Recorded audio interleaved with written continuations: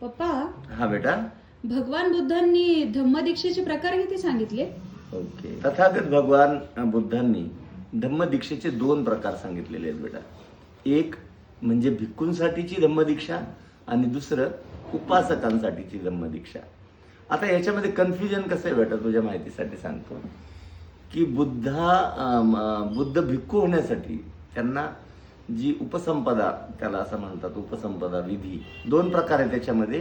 एक उपसंपदा जे स्थायी स्वरूपामध्ये भिक्खू होतात आणि दुसरा एक श्रामणेर जे तात्पुरत्या स्वरूपामध्ये, म्हणजे बुद्ध धम्माची शिकवण अंगीकारण्यासाठी जी दीक्षा घेतली जाते ती श्रामणेर. आणि स्थायी स्वरूपामध्ये जे भिक्खू असतात त्यांना उपसंपदा दिली जाते. ते परमनंटली भिक्खू म्हणून बौद्ध धर्माचा प्रचार आणि प्रसार करतात. एक गोष्ट लक्षात घे बेटा, बुद्धांनी धम्मदीक्षेचे 2 प्रकार सांगितलेले आहेत. आणि तुला पहिला प्रकार तर मी सांगितलं की जो बौद्ध भिक्खूंना दीक्षा दिली जाते, आणि दुसरा जो प्रकार आहे तो उपासकांसाठी आहे. यामध्ये भगवान बुद्ध हे बौद्ध भिक्खूंना अतिशय कडक असे नियमाचं पालन करण्यासाठी आदेश देतात. परंतु बौद्ध धर्माचे जे उपासक आहेत, ज्यांना आपण उपासक म्हणतो, अनुयायी म्हणतो, या उपासकांसाठी मात्र तितके नियम कडक नाहीत जितके बौद्ध भिक्खूंसाठी असतात.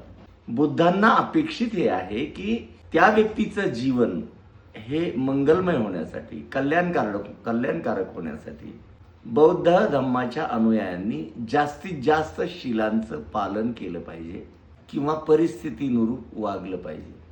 तुला मी मागेही सांगितलं होतं की बौद्ध धम्म हा माणसाच्या अंतःकरणाला बदलणारा धम्म आहे. म्हणून तो भारतामध्ये जरी जन्माला आला असला तरी तो चीनमध्ये गेला, जपानमध्ये गेला, तिथं कपडे घालणारे लोक तुला वेगळे दिसतील, त्यांची खाण्यापिण्याची जी परंपरा आहे ती तुला वेगळी दिसेल, परंतु ते लोक बौद्ध झालेले आहेत. त्याचा अर्थ असा आहे की बौद्ध धम्म उपासकांना बौद्ध भिक्खून इतकं कडक वर्तणूक ठेवायला सांगत नाही, कारण बुद्ध हा मध्यम मार्ग सांगतो. लक्षात आलं बेटा तुझ्या?